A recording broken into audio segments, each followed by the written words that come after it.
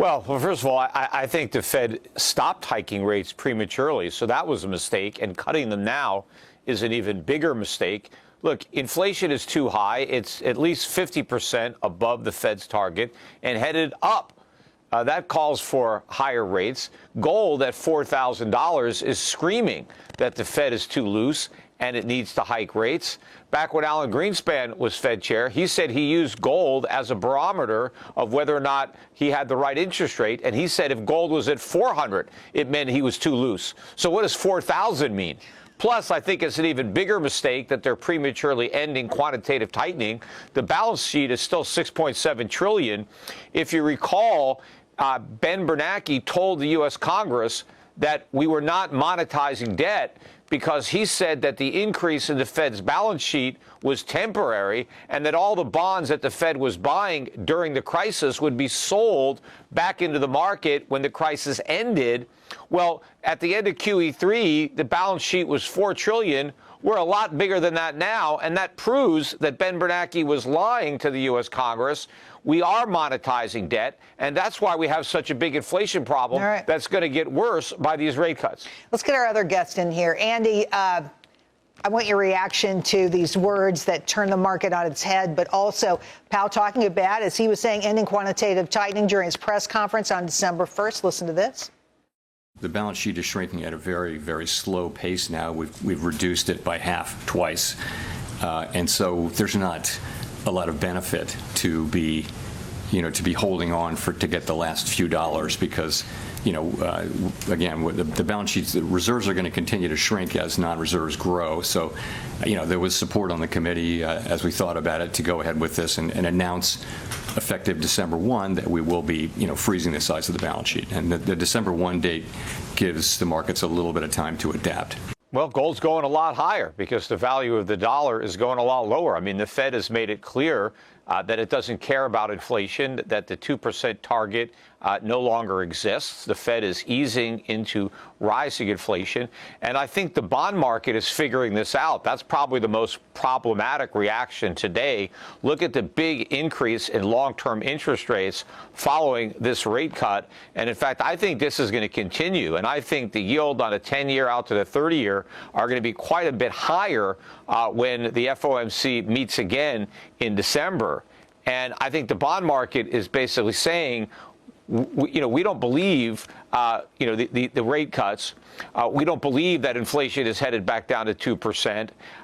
And so we don't want to buy these long-term bonds. And this is part of the de-dollarization trade that is continuing to push more and more money into gold. And I think later in the year and next year, you're going to start to see significant and broad-based U.S. dollar weakness against other fiat currencies and even more weakness in the bond market, which is going to bring the Fed back to quantitative easing. I think ending QT is just the first step towards relaunching quantitative easing. And I think that's what the markets are also sensing, which is why the price of gold is going much, much higher. I'm going to put my assets to preserve their value, not necessarily looking for the best new thing, but looking for a way to protect yourself from dollar debasement, from inflation. That's what people should be focused on. I just think, though, that, and you guys, could just watch out for this over the next several weeks, couple of months, but I think what happened on Friday, late in the day with the tokens and Bitcoin,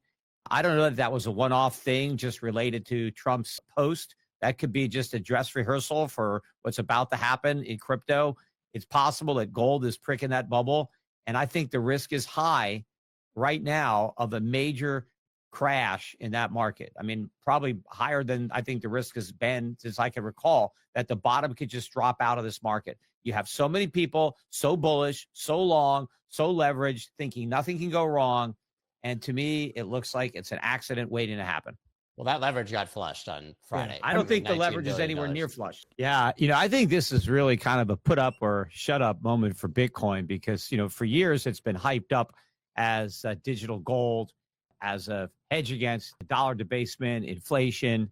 And Bitcoin is now in a pretty big bear market, priced in gold. It's down more than 25% as we speak from where it was in August. And so gold is making record highs. Silver is breaking out to record highs. The world is de-dollarizing. massive deficits as far as the eye can see, Fed cutting rates and the rising inflation. All this is very negative for the dollar, and central banks are getting out of dollars, but they're buying gold. Bigger investors are now starting to look for hedges, and they're buying gold. And what's Bitcoin? I mean, if Bitcoin is not a store of value, if it's not a safe haven, if it's just a tech stock, well, what kind of tech stock is it when it has, not only does it have no earnings, because there's some tech stocks that also don't have earnings, but it has no prospect of ever having earnings. At least when you buy a tech stock, you're betting on the potential for future earnings. Bitcoin has no potential to earn anything. So yeah, I mean, 2 points on digitized gold. The good thing about it is it's actually still gold. It represents ownership of real gold. And what digital gold does is it improves on the monetary properties of gold. It makes it more fungible, more portable, and better to use as a medium of exchange, right? So that's what You're Bitcoin talking about was trying to actual do. tokenized gold and not the nickname of Bitcoin as Right. digital I'm talking gold, about right? real Yeah, gold that actual you token own, gold. but you own it through a token that you can exchange with other people. But yeah, I get it that the Trump family has taken a big stake in Bitcoin. That's another problem I have with the Trump administration. But, you know, I think that the biggest consensus trade right now, where you have the most can't lose, only can go up attitude, is in Bitcoin for the reasons that James just mentioned. It seems like everything has gone right. There's nothing that can possibly go wrong. And that's when the market goes in the other direction. And I would say that given all that Bitcoin has going for it, as far as hype and the politics behind it, with all that, why isn't it going up now? Why is it going down? Why is it collapsing? I think that's a warning sign that the bottom's about to drop out of this. You know, Bitcoin and gold going up for, I think, different reasons. But, you know, I was just listening to Scott Bessent was interviewed just before we started talking, and he was asked about the rise in gold and if he's concerned about it. And he completely brushed it off and says, there's nothing to worry about. Peter, do you like gold? Are you interested? Well, of course, but let me finish my point here. But Scott Bessent basically, no, we don't. It's not a warning sign. Everything is great. We're cutting government spending. The U.S. economy is great. Inflation is gone. So gold's going up for reasons having nothing to do with inflation or loss of confidence in the U.S. I mean, completely delusional. And then he went on to praise Alan Greenspan as the maestro, as a great Fed chairman, without even realizing that Alan Greenspan is the main reason we had the 2008 financial crisis. It was his reckless monetary policy that fueled that housing bubble and the mortgage finance bubble. And yet he doesn't even get that, because he wants the Federal Reserve to do the same thing that Greenspan did. He wants rate cuts and more money printing. And he has no idea that the crisis that's coming is going to be much worse than the financial crisis that the Fed helped create before. This is going to be a sovereign debt and a U.S. dollar crisis. And I think what's happening in gold right now is very reminiscent of what happened in subprime in 2007, which really was, you know, foretold the 08 crisis. And when that warning bell went off, nobody believed it. Nobody on Wall Street, nobody at the Fed. Ben Bernanke said, don't worry about subprime. It's contained. And I was saying, nope, this is the tip of an iceberg. Get ready for a major financial crisis. And it hit the following year. I think gold surging like this every day, going up. This is the best year for gold since the 1970s.